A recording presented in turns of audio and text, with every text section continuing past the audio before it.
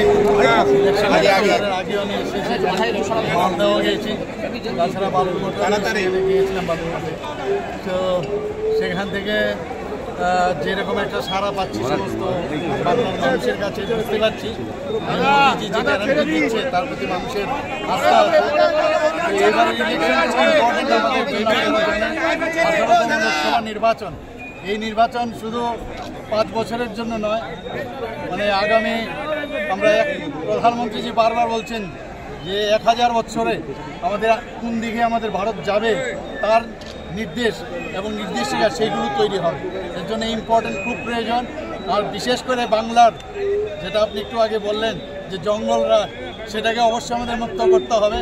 এবং আমি নিশ্চিত যে এখানে যে 42টা যে আমাদের আসন সংখ্যা আছে তার মধ্যে আমরা 30 থেকে 32টা আমরা আসন পাবো। পাশের রাজ্য থেকে যখন পশ্চিমবঙ্গের খবর শোনেন, নারী নির্যাতনের খবর শোনেন, মুখ্যমন্ত্রী হিসেবে আপনার তখন কি প্রতিক্রিয়া হয়, কি হওয়া উচিত? কি বলবো, এর থেকে দুঃখের বিষয় আর কিছুই হয় না। আমরা দেখছি এখানে যেখানে মাননীয় প্রধানমন্ত্রীজি নারী শক্তিকে আরও শক্তিমান করার জন্য যেভাবে উনি চেষ্টা চালাচ্ছেন, এখানে আপনারা সবাই জানেন যে উনি আমাদের মাননীয় প্রধানমন্ত্রীজি যেভাবে একটা আনলেন নারীদের উত্তরণের জন্য 33% রিজার্ভেশন পার্লামেন্টে এবং আমাদের বিধানসভায় সব দিকে নারীদের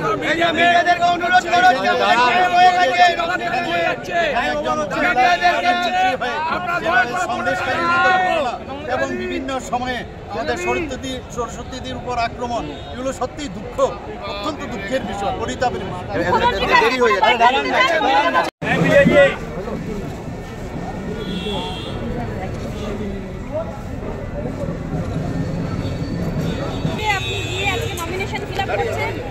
রাজনৈতিক জীবনে আজকের দিনটা আপনার জীবনের জন্য কতটা ইম্পর্টেন্ট? ভীষণ ইম্পর্টেন্ট। শুধু আজকের দিন নয়, আজকের পর থেকে যত দিন রাজনীতিতে থাকবো বাঁচবো, প্রতিটা দিন আমার জীবনের কাছে ইম্পর্টেন্ট। ছাত্র জীবন থেকে আপনি রাজনীতি করেছেন, একটা অন্য অধ্যায় দেখেছেন, বিভিন্ন ঘটনার সাক্ষী। আজকে গেরুয়া শিবিরের হয়ে নমিনেশন দিতে যাওয়া তাপস রায়, আজকে কি বলবেন?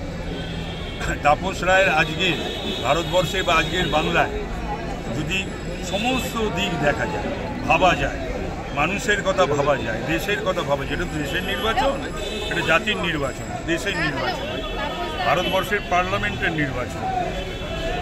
সুতরাং সেই নিরিখে, সেই প্রেক্ষিতে আমার এই নির্বাচন এবং একটা অসততার বিরুদ্ধে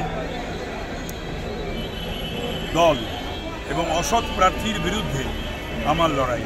মানুষের কাছে আমার আবেদন যে দুষ্টের দমন হোক, শিষ্টের পালন হোক, এইটা ভেবে যেন মানুষ সমর্থন করে, যাকেই করবেন মানুষ যেন ভোট দিতে বেরোন, ভোট দেন সপরিবারে।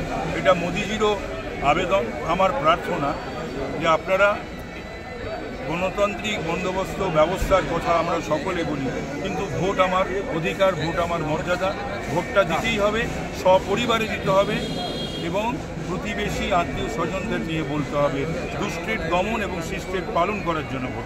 আপনি একাধিকবার